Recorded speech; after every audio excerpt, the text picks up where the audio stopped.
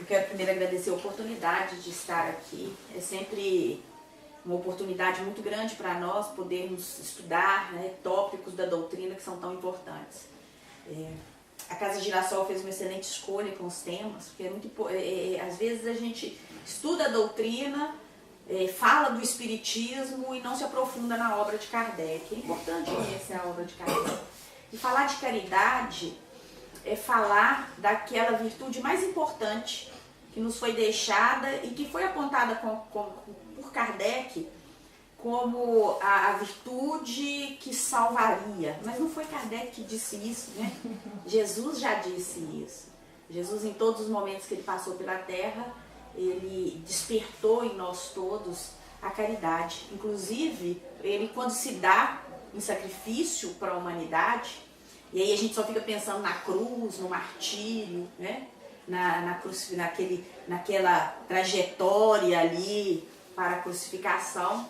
Mas se a gente pensar no que é a dificuldade de um espírito da envergadura de Jesus descer as suas vibrações e vir à Terra para nos trazer lições de amor, sem dúvida alguma, é uma doação muito grande para nos ensinar aí dentro da sua história de humildade, todos aqueles ensinamentos que são básicos para a nossa redenção. E às vezes a gente busca isso na complexidade, e os ensinamentos de Jesus, eles estavam expressos e muito claros na sua simplicidade.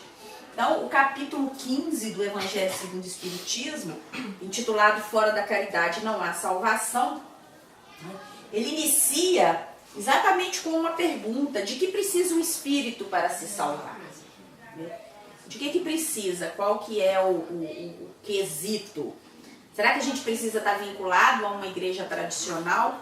Será que precisamos ser avatares da verdade? Os portadores da verdade, aqueles que têm a verdade como algo intacto em suas mentes? Nada disso é considerado importante para a salvação. O bem mais precioso trazido nesse capítulo é exatamente a caridade. A caridade e a humildade. A caridade e a humildade, elas se opõem diretamente ao egoísmo e ao orgulho, que são os nossos maiores inimigos. Sem dúvida alguma, nós lutamos diuturnamente, às vezes não temos muita consciência disso, mas aquela espiritualidade que nos acompanha luta o tempo todo para que a gente vença o eu e passe a olhar para o outro. Porque quando eu me proponho a caridade, eu saio do meu mundo íntimo, eu saio dos meus problemas particulares, e às vezes os meus problemas eu os potencializo de tal forma que para mim eles são os mais importantes. E eu sou convidada no exercício da caridade a olhar para o outro. E o problema, eu gosto muito dessa imagem, sabe, Cíntia, da montanha. O problema é uma montanha. A dificuldade de enfrentá-lo é de acordo com a sua perspectiva, com a sua visão. Se você está debaixo da montanha, a montanha é muito alta. Se você se distancia da montanha, você consegue visualizá-la e ela não fica tão grande assim. Então, muitas vezes a gente precisa sair do nosso eu, da nossa pessoalidade para olhar o outro, e aí a gente descobre, poxa, quantas pessoas estão aí precisando de muito mais do que eu, e quantas pessoas, às vezes, em situações muito mais difíceis do que a minha, conseguem sorrir, conseguem não maldizer, não revoltar-se. Porque até aqueles que não são espíritas, para os que não são espíritas, para a doutrina espírita nós vivemos, os mundos evoluem, assim como as pessoas evoluem. A nossa doutrina reencarnacionista, ela vê a evolução como o burilamento do espírito, o aprimoramento do espírito. A cada existência nós não temos castigos, nós temos percursos que são desenhados por nós mesmos. Em algum momento da nossa vida, nós precisamos aprender algumas coisas. E pelo nosso grau evolutivo, segundo informações, né, da doutrina, da codificação, na maioria das vezes nós aprendemos muito mais pela dor. Porque às vezes a gente vai pensar no valor de um filho quando o perdemos. Às vezes a gente pensa no valor de um pai quando o perdemos. A gente pensa no valor de uma amizade quando essa amizade não está mais ao nosso alcance. Então, infelizmente, a gente às vezes precisa passar para o nosso melhoramento, a gente precisa passar por situações que nos deixam, e como nos deixam, né, chateados com a espiritualidade. Isso é muito normal, isso não é pecado, isso não é problema, isso é totalmente compreensível, principalmente porque nós estamos vindo, né, de uma cultura de tradição religiosa em que fomos acostumados a barganhar com as entidades religiosas. Então, olha, arranja um casamento bom para minha filha que eu faço uma promessa, vou ficar 5 anos doando alimentos para determinado lugar. Fiz não. Não se preocupar não. Me arranja um bom emprego que vou fazer outras questões. Então, durante muito tempo, essas barganhas nos eram muito comuns e é natural que diante de alguns percalços na vida, né? Allan Kardec chama das vicissitudes da vida, que nós tenhamos aí algumas intolerâncias com a espiritualidade, e aí temos dificuldades de compreender. São nesses momentos que a espiritualidade nos convida a sermos caridosos. Sermos caridosos também com nós mesmos. Eu preciso ser caridosa comigo para entender que eu sou um ser imperfeito. Eu também faço coisas que eu não gostaria de fazer. Quem é aí que nunca fez? A gente pratica um ato e de repente fala assim, meu Deus, por quê, né? E é na hora. Não precisa de ninguém me apontar que eu fiz coisa errada. Antes de terminar de fazer aquilo que a minha intimidade reprova, eu já me reprovei. Porque a lei de Deus está inscrita nos nossos corações. Nós somos seres divinos. Nós somos seres de luz. Isso já é um reconhecimento, né? Se eu consigo entender que eu fiz uma coisa errada e me arrepender, né? Exatamente. Já é uma coisa para eu considerar. Exatamente. Já tô melhorzinho. Se eu não tivesse nem arrependido, né? Tava em situação pior. Paulo fala, né? Enquanto eu não sei o que é verdade, o que eu faço é verdade. Não nessas palavras horríveis, palavras bonitas, afinal era o apóstolo, né? Mas o que ele queria dizer é isso, resumidamente é isso, né? Quando eu sou ignorante, eu vou fazendo besteira. A hora que eu conheço um pouco mais da lei de Deus, eu tenho opções de fazer coisas da forma como eu devo fazer. E como são essas formas? Quando a gente estuda Fora da Caridade Não Há Salvação, a gente tem boa noite, a gente tem vários grupos tradicionais, né? Que eu vou ser salvo, eu fui salvo, isso é muito comum, eu fui salvo depois que eu encontrei Jesus. Eu fui salvo porque eu fui resgatado por determinada lei, determinado grupo. Eu conheci a verdade. A doutrina espírita, ela não entra em confronto jamais com nenhuma desses entendimentos. Não é esse o nosso propósito, jamais vai ser. Mas para a doutrina espírita, ao fazer rever o Evangelho de Jesus, o que a gente percebe é que não é fora da igreja que não há salvação e não é fora da verdade que não há salvação. É fora da caridade. Porque a caridade, ela pode ser praticada por qualquer um. Para Allan Kardec, nesse texto, ele deixa muito claro. Qualquer um pode praticar a caridade e ser salvo. Não é o fato de estar numa casa espírita que nós estamos garantindo a nossa salvação, não.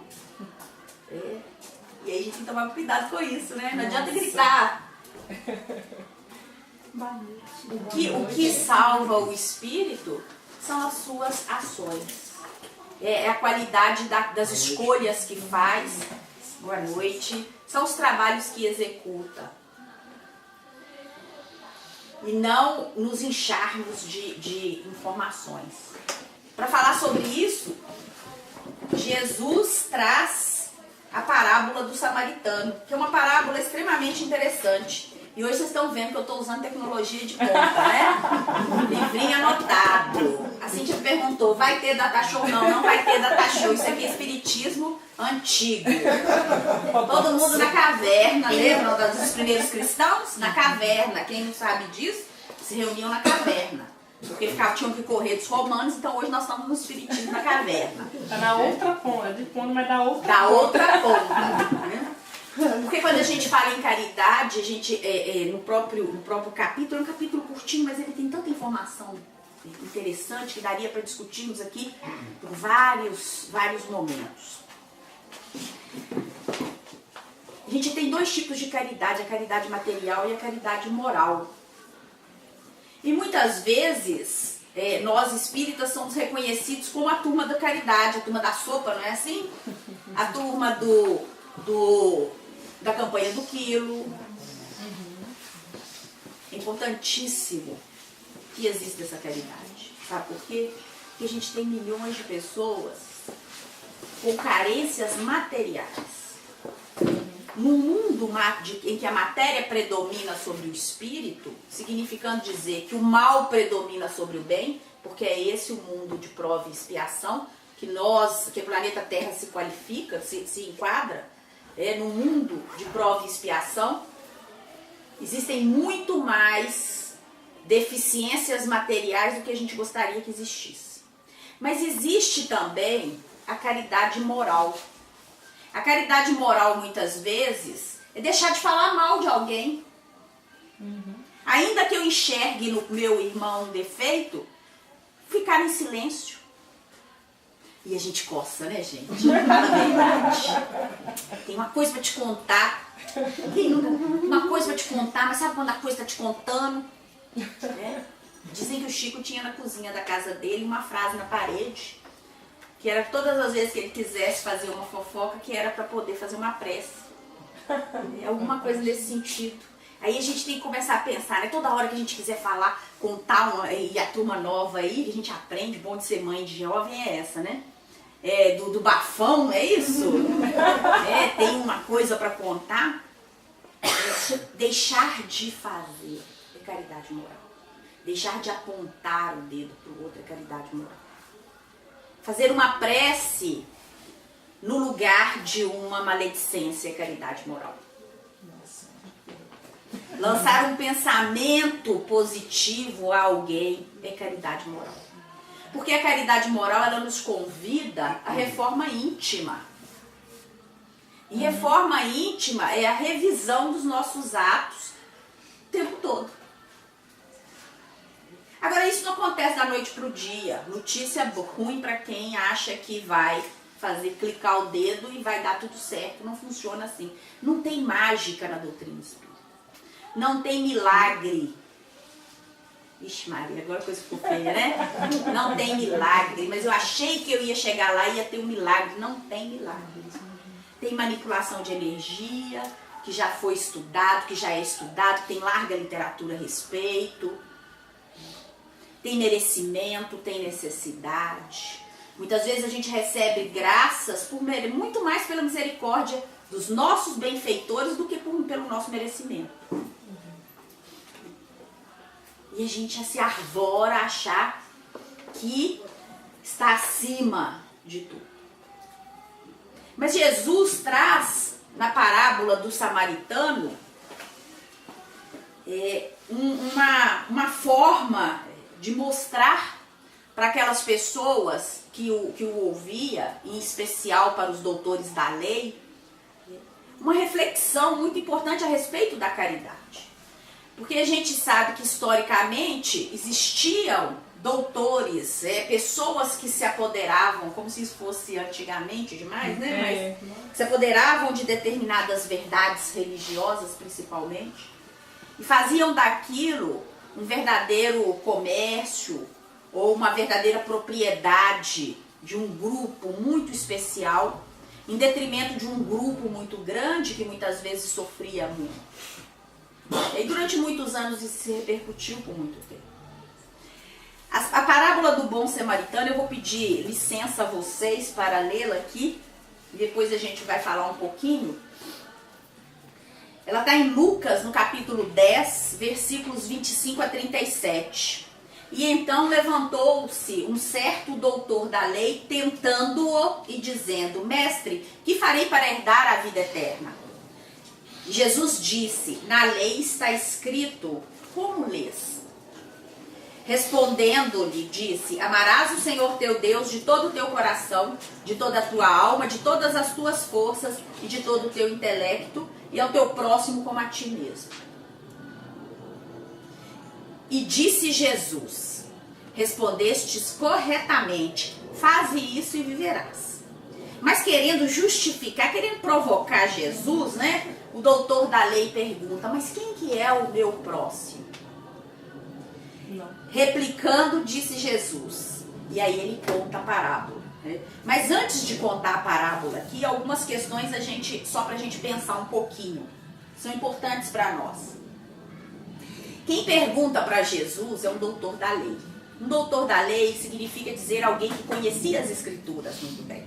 Ele era conhecedor. Então por que ele pergunta para Jesus? Porque ele quer provocar Jesus. Era uma prática muito, muito comum que as pessoas provocassem o debate umas às outras, e aquele que silenciasse primeiro era considerado um perdedor. Os antigos, né, das ágoras antigas, da antiguidade, os filósofos antigos lá nas ágoras, eles faziam isso, que eram as praças públicas de debate. E eles ficavam debatendo. E esse doutor da lei não fez diferente. Quando ele pergunta o que eu faço para herdar a vida eterna, ele sabia, mas ele quer testar Jesus, ele quer provocar Jesus. Então isso era algo bem comum entre eles. E Jesus, porque era um espírito de luz, porque era um espírito que percebia essas provocações, ele responde à provocação com uma pergunta. Ele devolve para ele: olha, como que você lê? Como que você lê na sua Torá o que deve ser feito para herdar a vida eterna? E esse doutor da lei, ele responde exatamente como está escrito na lei sagrada dele. Mas ele responde com respostas prontas. É a resposta pronta. Se eu falar assim: olha, quais são os 10 mandamentos? Aí amar a Deus sobre todas as coisas, não tomar assim, a gente sabe tudo. E a gente tem respostas prontas para quase tudo na vida da gente. Quando a gente vai em alguns... vamos num aniversário, parabéns, vamos ao velório, meus sentimentos, são respostas prontas. Nós já temos essas respostas. Será que estamos realmente ali vivenciando aquilo que estamos proferindo? Desejando. O doutor da lei sabia o que precisava para herdar a vida, mas será que quando ele fala, que ele pronuncia aquilo que ele já aprendeu, já decorou lá da sua escritura, da escritura sagrada, será que ele vivencia isso? Será que quando a gente faz, nós, agora para o nosso tempo, quando a gente fala Pai Nosso que estais nos céus, será que nós estamos entendendo que quando eu falo nosso é meu, é seu, é de todo mundo? Quando eu falo assim, seja feita a sua vontade, será que eu entendi, que eu entreguei para ele e decidi o que é melhor para mim? Porque às vezes eu faço esse tipo de prece pronta, não que ela seja uma prece pronta, refletida ela não é pronta. Mas às vezes eu faço uma prece pronta e depois eu reclamo porque vem problema na minha porta. Ué, mas eu não falei lá, seja feita a sua vontade, assim na terra como no céu, agora eu tô reclamando o quê? Não é assim? E a gente faz isso porque a gente não reflete sobre aquilo que a gente tem que refletir. Então, quando esse doutor da lei, ele responde para Jesus, ele responde aquilo que não passou pelo sentimento, passou pelo conhecimento, mas não passou pelo sentimento, pela intimidade. Vejam que a doutrina espírita não está reescrevendo nenhum mandamento. Não está destituindo, não está. Jesus disse: eu não vim revogar a lei. Ele não veio destruir lei nenhuma pronta. Ele só nos coloca a pensar sobre aquilo que nós falamos. Amar a Deus sobre todas as coisas e ao próximo como a mim mesmo. Olha, se eu amo o próximo como eu amo a mim mesmo, eu não vou dar uma fechada no sujeito, xingá-lo e ainda levantar um monte de gestos para ele no trânsito. Eu não gostaria de fazer isso comigo. Eu não vou fazer isso com ninguém. Se eu amo o próximo como a mim mesmo, eu não vou chegar numa fila de banco, fingindo que eu estou numa condição privilegiada sem estar, para tentar burlar uma fila, para tentar obter um benefício do qual eu não faço jus. É difícil, né? É difícil. Não é difícil. É porque nós precisamos... Isso tem a ver com a nossa evolução moral. Isso é caridade moral. Caridade moral que muitas vezes a gente fica preocupados em... É diferente de moralismos. Moralismo é coisa criada pelo homem. É aquilo que fica olhando para a saia curta da filha da vizinha. Eu não tenho nada a ver com a vida dela. Porque eu já tenho existências por demais complicadas para resolver, que é a minha, são as minhas várias existências. Então eu não preciso desses moralismos. A moral de Jesus é a moral da caridade. Então quando ele fala, quando ele é questionado pelo doutor da lei, e o doutor da lei tenta provocá-lo, e ele vai respondendo, e ele diz, olha, faz isso, você tem essa resposta, faz isso aí e viva. Faze isso e viverás. O que significa isso? Não fica só falando, faça.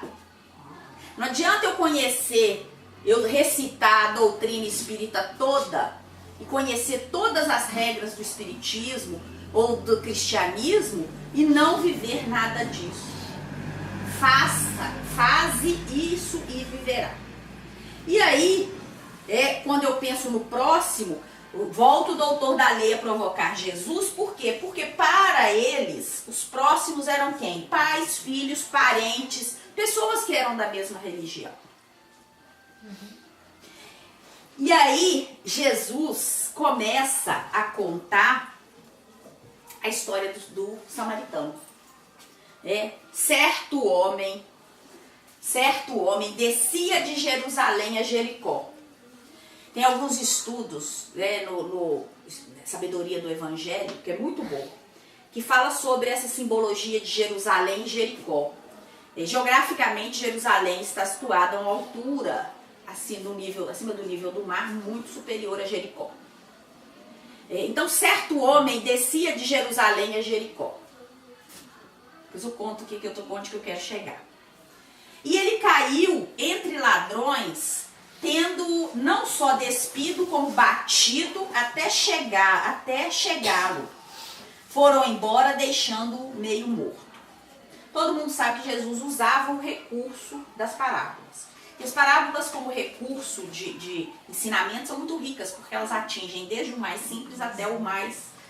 aquela pessoa que tem um conhecimento mais complexo, né? Enfim. E quando ele fala desse certo homem que descia de Jerusalém a Jericó, nós vamos tentar fazer uma leitura mais pro lado espiritual, tá? Quando ele fala esse certo homem, pode ser qualquer um. Certo? Pode ser eu, pode ser você, pode ser qualquer um de nós. A gente sabe que no processo evolucional, nós encarnamos e desencarnamos, não é assim? Nós aqui nós o quê? Aprendemos, vivemos, testemunhamos, não é assim? Na vida carnal é pra isso. Que não tem ninguém passando férias não, viu, gente? Ninguém veio passear aqui não. A gente veio pra cá, sabe pra quê? Pra dar testemunho. É pra poder orientar, para auxiliar. Às vezes os testemunhos são mais duros, mas quando a gente se compreende esses testemunhos, eles costumam ficar mais leves, o fardo fica mais leve. Então, quando a gente está lá no plano espiritual, muitas vezes a gente se programa, a gente sabe que o planejamento espiritual é feito ali, da nossa reencarnação. E a gente desce. A gente desce para Jericó. Só que quando eu desço para Jericó, descem comigo todos os meus vícios, todas as minhas dificuldades.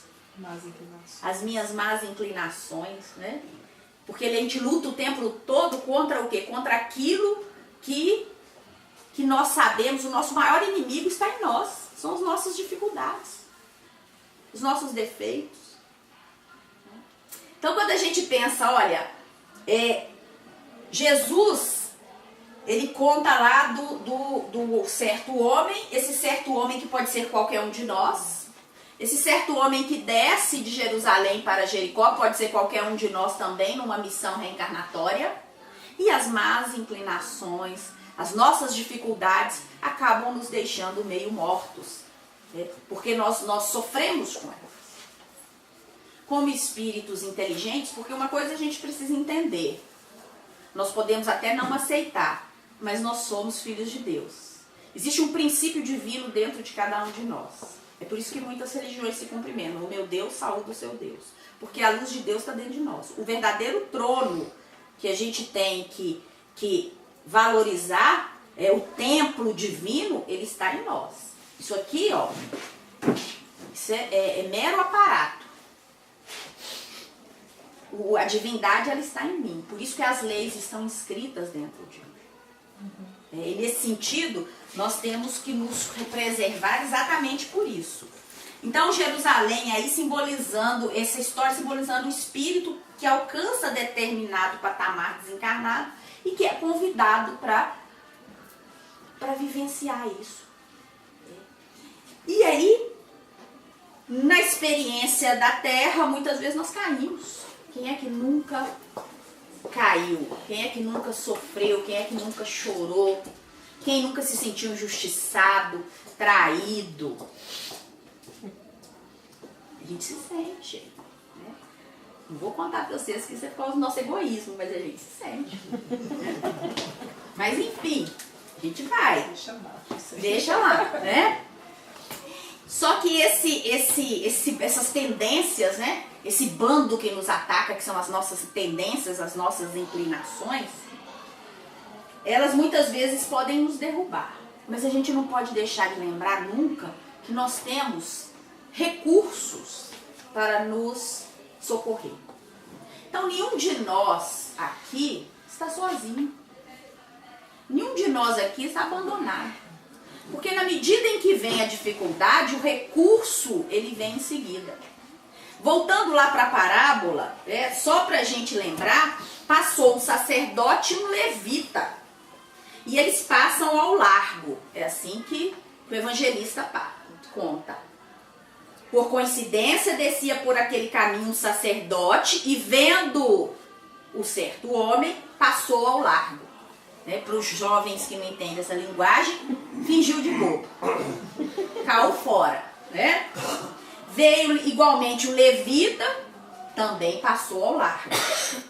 Sacerdote e levita eram pessoas que conheciam as teorias religiosas. Eles estavam repletos das teorias religiosas, inchados dos conhecimentos.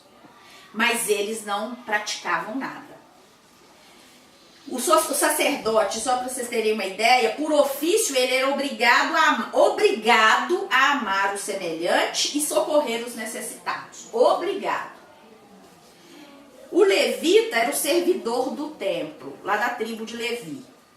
Todos eles conheciam as obrigações, mas ainda assim passaram ao largo. O samaritano, que naquele tempo era considerado, dentro desse contexto, é considerado aquele que é de menor importância, o que ele faz? É o único que tem compaixão. Então, certo samaritano, porém, viajando junto dele e vendo-o, teve compaixão. E uma coisa muito interessante, porque eu estou falando de fora da caridade não tem salvação. Fora da caridade não tem salvação. Fora da igreja não tem salvação. Estou dizendo que isso são opostos. Caridade salva. Igreja e verdade, não necessariamente, tá? A própria parábola de Jesus diz o seguinte, que o samaritano, sem fazer qualquer pergunta, o que ele faz? Ele socorre. O samaritano não queria saber se era evangélico, se era católico, se era umbandista, se era do candomblé, se era espírita, se era budista. Não perguntou isso. Ele socorreu. E ele socorre sem saber, ele cuida dele, sem perguntar o que é que efetivamente significava ali aquilo. Essa é a verdadeira caridade. É por isso que o Evangelho segundo o Espiritismo diz que fora da caridade não tem salvação. Porque a caridade pode ser praticada por qualquer um. Tem muita gente que se diz ateu, pessoal, que faz mais caridade do que muita gente que bate o peito toda semana nos templos religiosos. E são muito mais caridosos, são muito mais... cuidam muito mais do outro. E a caridade moral deixam de fazer o mal ao outro. Deixam de prejudicar o irmão. É pra gente refletir. Vejam que as parábolas elas são muito interessantes pra gente começar a refletir a respeito. Paulo também, ele fala da caridade.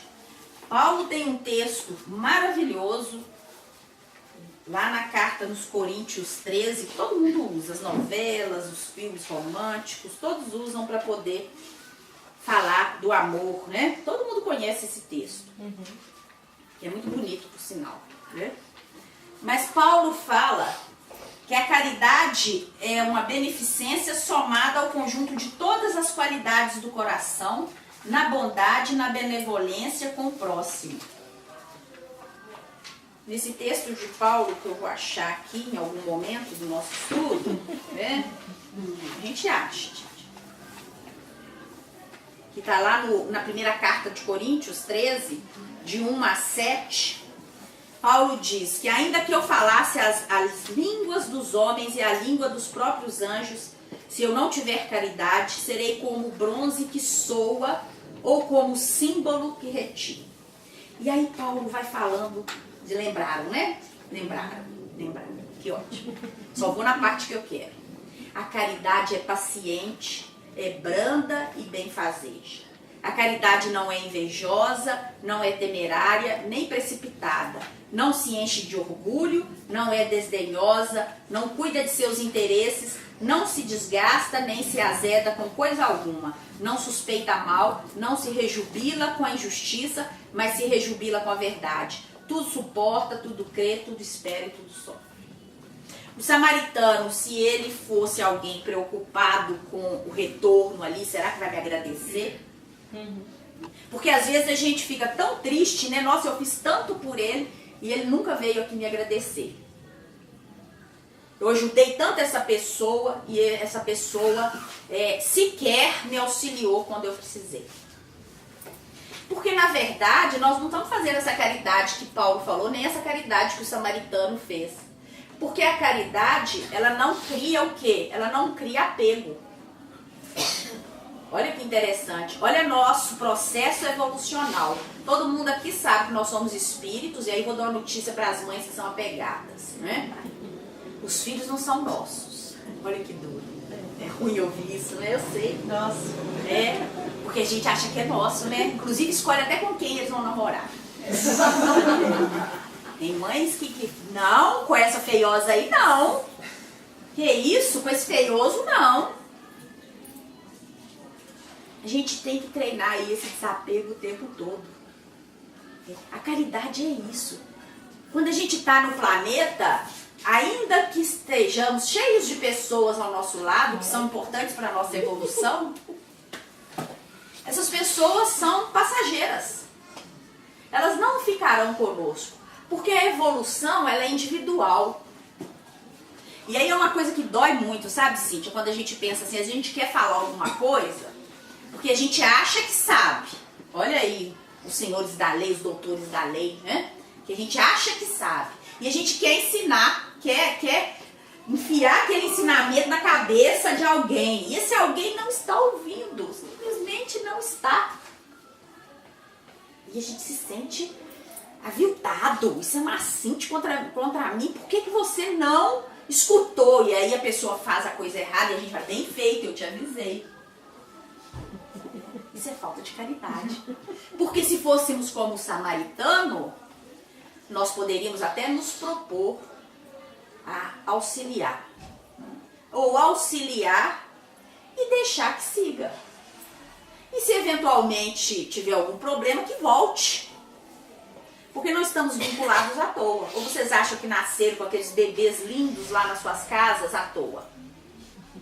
Marlene Nobre, certa feita numa palestra, ela falou, gente, nasceu meu neto, mas eu tenho até medo. O que está vindo aí?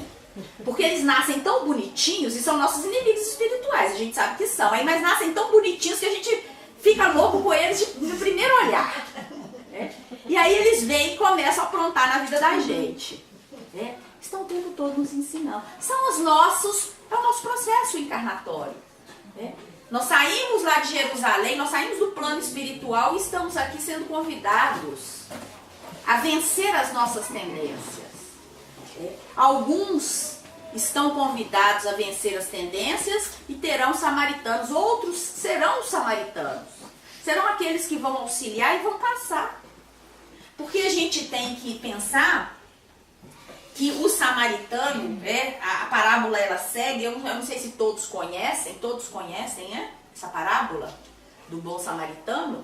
Ele socorre e ao final do socorro, tem lá no versículo 35, no dia seguinte ele leva ele recolhe esse certo homem e leva para uma hospedaria.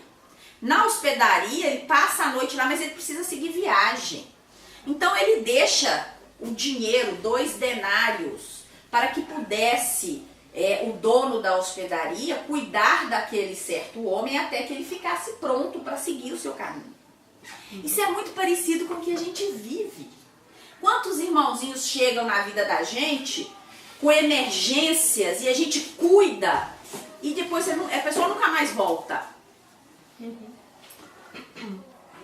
Vocês já pararam para pensar na história da vida de vocês, quantas pessoas já passaram por ela e que vocês não têm notícias? Sabem que estão vivos, estão encarnados ainda, mas que vocês perderam o contato. Porque foram. Porque é assim que é a nossa evolução. Por mais que eu ame a minha família, meus filhos, meu marido, minha esposa, o que for, meus amigos, a evolução de cada um de nós é individual. Então aquela história, por mais que eu queira enfiar na cabeça de alguém que esse comportamento não é bom, que isso vai gerar consequência, quem tem que entender isso é o espírito. É aquele espírito. E aí a gente tem que voltar lá para a parábola do filho pródigo. Qual que é o pai que pega fortuna num tempo de crise, um Brasil em crise desse, vende tudo, dá metade para o filho esbanjar? Ir lá para a Bahia, ficar na praia, gastando dinheiro. Qual que é o pai que faz isso? Mas o pai, o Senhor lá, o pai do filho pródigo, ele faz isso. Mesmo sabendo, mesmo talvez tendo na sua interioridade a convicção de que o filho estava tomando uma decisão errada. Mas a gente tem que deixar isso, sabe por quê? Porque é o livre-arbítrio. O livre-arbítrio que é aquele que vai o sensor da nossa responsabilidade. À medida que evoluímos, nós temos livre-arbítrio para escolher.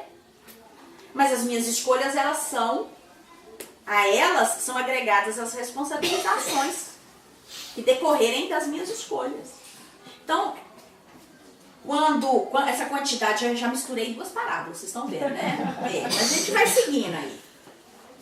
Quando a gente tem essa figura aí do samaritano auxiliando e seguindo, isso é pra gente tirar do lugar comum ali, olha, ele é bonzinho, foi lá. Não, vamos trazer isso para uma dimensão maior, espiritual mesmo. Quantas vezes, quantos encontros espirituais nós tivemos no planeta e com pessoas que assim, foram muito bacanas, muito importantes, que a gente se perdeu dessas pessoas que nós ajudamos, pessoas que nos ajudaram. Eu vou ficar pensando, nossa, essa pessoa nunca voltou para me agradecer. E a gente tem que tomar muito cuidado com isso, né? Principalmente nas casas espíritas. Porque às vezes a gente tem a tendência de achar que quando estamos fazendo a caridade, principalmente a material, nós somos melhores do que aqueles que estão sendo assistidos. E no plano espiritual, quem está fazendo caridade são eles conosco, que estão nos dando a oportunidade de trabalhar em prol do próximo. Então, até quando a gente vai entregar alguma coisa para um irmãozinho mais carente materialmente, nós precisamos ser humildes. Por isso que caridade e humildade. Porque senão eu vou achar que eu sou muito importante. Eu vou lá no meu guarda-roupa, retiro aquele 1 milhão de roupas que eu não uso, que são maravilhosas, que eu não uso, e jogo lá no centro e fiz a caridade do ano. Com todo o respeito, o centro agradece as doações e precisa delas. Inclusive a Casa Girassol precisa das doações, porque eu já tive notícias que a principal fonte de renda são as doações aqui do bazar, então continue contribuindo. Mas o benefício maior que você vai ter na sua casa é que você vai limpar seu guarda-roupa, que você não usa. Né? Se a gente for pensar no plano, ampliar essa caridade material para uma caridade moral, o que a gente está fazendo? E aí, não tenha dúvida, vai circular energia na sua casa, viu? Vai melhorar as coisas, porque entulhar também canaliza energia. Quem gosta de estudar aí, energização sabe disso. A gente, quando limpa você não está só limpando materialmente, não, você está limpando também e propiciando fluxo de energia, circulação de energia. Você deixa de estagnar a energia, que às vezes pode ser energia que cria confusão dentro do ambiente. Então são coisas que a espiritualidade, ela traz essas informações. Ela nos propicia isso. Por isso que praticar os atos de caridade, a caridade tem que ser praticada com muita humildade. Porque a oportunidade são eles que estão nos dando. Tem muito espírito que a gente entrega o pão para ele e que ele tem evolução espiritual muito maior que a nossa. Muito maior. Né? Então nós temos que ter muito discernimento com relação a isso. Hoje eu estou encarnada nessa posição, amanhã eu posso estar em outra. O Chico Xavier dizia que uma das piores provas num planeta como o nosso, é a posse, é a riqueza material. Sabe por quê, gente? Porque a riqueza material tira a gente de tudo. Vocês acham que a gente vive aí tantas perturbações, tantas coisas, né? Quantas pessoas que acabam vendendo a sua honra, a sua dignidade, a sua honestidade, por um punhado de dinheiro, que com toda certeza não será levado no seu desencarne. Porque até onde consta, né, não se fabrica caixão com gaveta. E se fabricar, vai virar um problema no cemitério, porque o que vai ter de gente assaltando o cemitério, né? Mas a gente se perde. A gente se perde nessas questões materiais. Humberto de Campos, ele fala no livro Boa Nova dele, que nós nos perdemos, nós muitas vezes cometemos falhas, erramos, deixamos a desejar com o próximo, não é por maldade, não. É muito mais por fraqueza, por fragilidade. Quando ele conta a história de Jesus indo para o Calvário, e a história clássica é que Pedro negou Jesus 3 vezes, né? Antes que o galo cantasse, ele negou 3 vezes Jesus. Mas Pedro negou, os outros também negaram, porque sumiu todo mundo. Inclusive ele conta que eles trocaram de roupa, para que não pudessem ser confundidos com discípulos. E aí ele fala que eles não fizeram isso num gesto de traição e de maldade. Eles fizeram isso num gesto de fragilidade. Porque eles não suportaram ver aquele que eles consideravam mestre naquele extremo sofrimento. No grau de evolução que eles estavam, eles não seriam capazes de se submeter àquele sofrimento. E nós não somos diferentes disso. Na maioria das vezes nós fazemos coisas exatamente pelo nosso grau de fragilidade. E é por isso que o Chico dizia, porque o dinheiro, ele é muito sedutor. As coisas materiais, muitas vezes, nos tiram da vivência espiritual. O materialista, se ele perde ali o metal, né, o ouro, a prata, o dinheiro, as movimentações econômicas, hoje é tudo virtual, ele perde o sentido para a própria vida. Se nós pensássemos como espíritos, o verdadeiro sentido da nossa vida, as nossas verdadeiras aquisições, elas têm que ser aquisições morais, virtudes. Sermos mais caridosos, sermos humildes, resignados. Ser resignado diante da dificuldade não significa desistir de lutar. É preciso que a gente defina bem isso, porque senão fala assim, ah não, agora tá tudo ruim mesmo, então eu vou sentar aqui porque eu escutei lá no centro, que eu tenho que ser resignado, então eu tenho que ficar quieta porque tá tudo certo. Não. Né? Não. Se a coisa não tá boa, continua correndo atrás, continua trabalhando. Mas se revoltar não vai resolver. A doença chegou, revolta não resolve. Porque a espiritualidade sabe, é aquilo que nós precisamos. Antes de vocês chegarem aqui nessa casa, na Casa Girassol, com toda certeza, e muito antes de todos nós chegarmos, a espiritualidade já havia movimentado aqui todas as energias necessárias para que cada um de nós pudesse receber, pudesse ouvir, pudesse acolher aquilo que necessitamos. Quando a gente vem aqui na casa, muitas vezes a gente programa uma coisa e fala outra completamente diferente. Porque quem comanda o trabalho não somos nós. O trabalho é da espiritualidade. Eles sabem exatamente quais os corações precisam ser tocados. Às vezes a gente vai numa casa espírita e não sente, né? Ah, não vou voltar. Porque tem gente que vem pra casa espírita, tem várias formas de vir pra casa espírita, né? Tem gente que vem com curiosidade, vou lá ver se as cadeiras giram mesmo. Eu não vou naquele lugar não, porque depois vocês vão querer dar passe, depois eu posso ter... a gente escuta cada coisa. Nossa, eu não vou não, e tem que fechar o olho, e se o espírito baixar em mim? Falei, não, isso é só lá no teatro. Aqui não baixa não. Tem várias formas. A gente vem para a casa espírita porque é curioso, a gente vem para a casa espírita porque está sofrendo. A gente vem para a casa espírita porque a ficha caiu. E aí de repente a gente descobre que não está bom. É o filho pródigo, quando estava lá comendo bolotas com os porcos. É o momento do clique, né, do insight, do despertamento, do arrependimento, cada um dá o nome que quiser. Que ele estava comendo comida de porcos. E aí ele se lembrou que na casa do pai dele, nem o servo mais simples comia aquele tipo de comida. Ele se lembrou que o vínculo dele era maior. Ele estava vinculado. E nós também somos assim. Às vezes a gente está assim, na pior. E aí de repente vem aquele insight, gente, eu sou luz. Eu sou filho de Deus, existe um princípio divino em mim. Eu não posso permitir me misturar aos porcos ou ficar chafurdado aqui nessa lama e não despertar.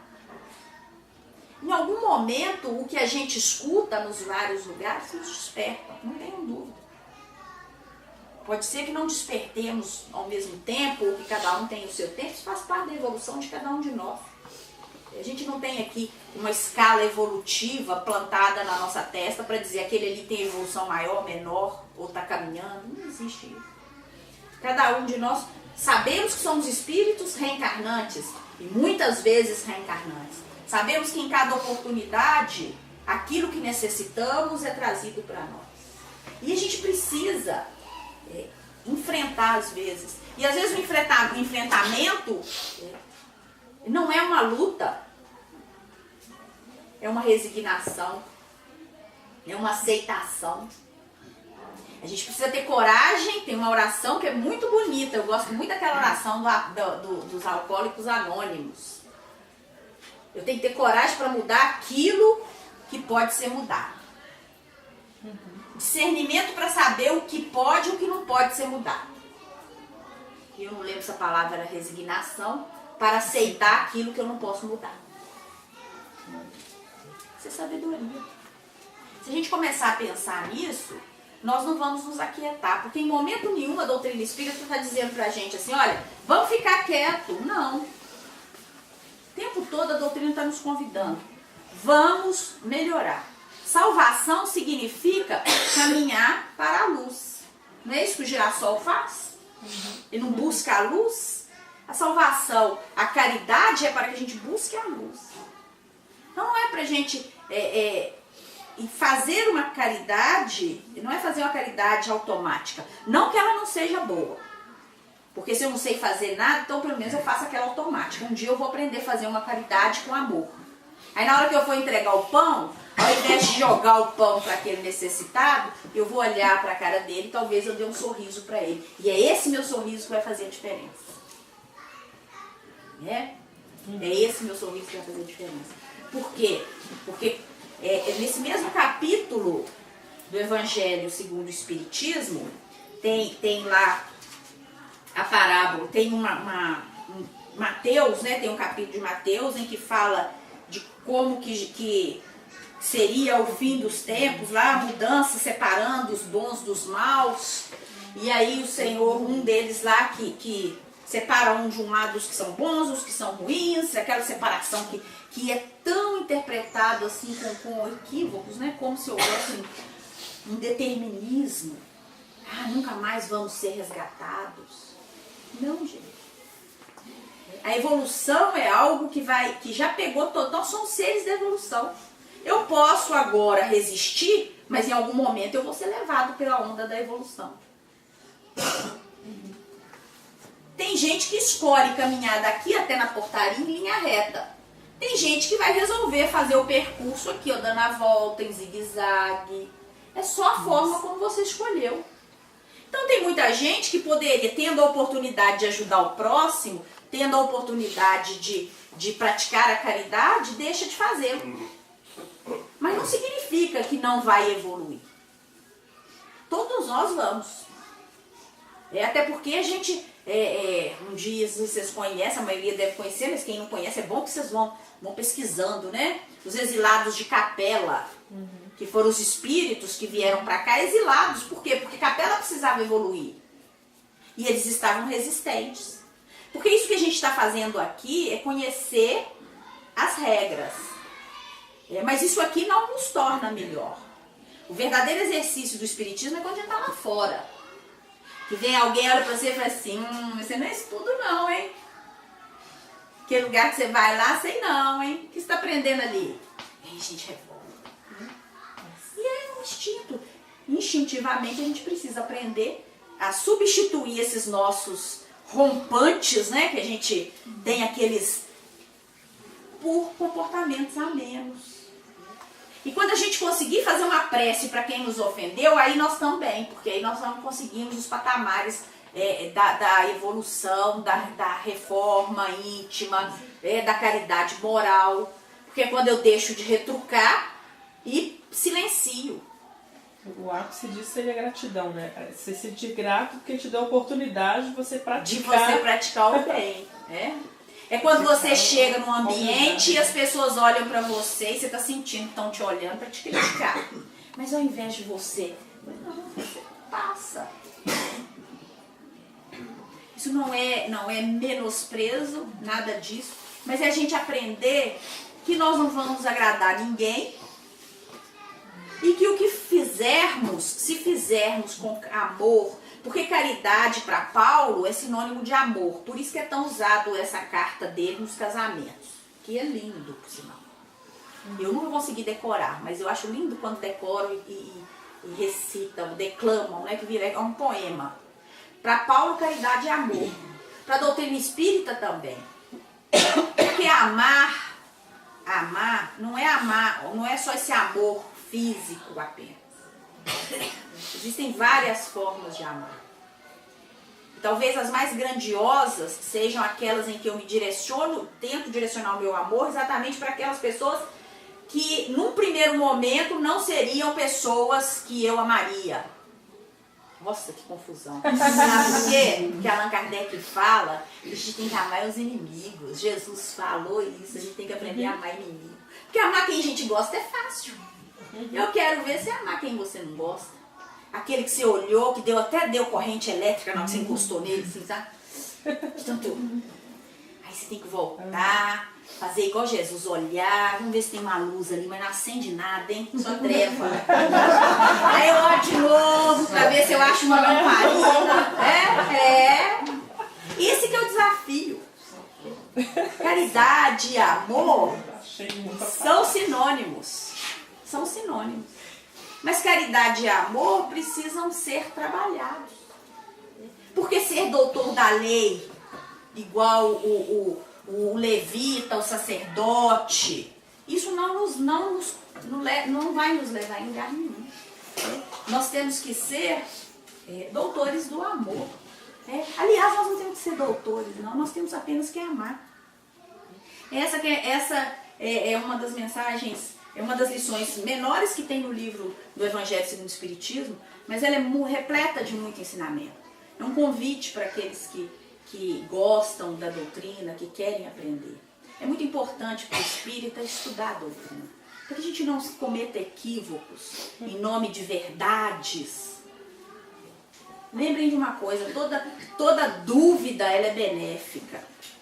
A dúvida é um benefício, as verdades absolutas elas precisam ser relativizadas. A única verdade que a gente tem que ter na vida é que a gente tem que exercitar o amor, a caridade para todos aqueles que estão conosco.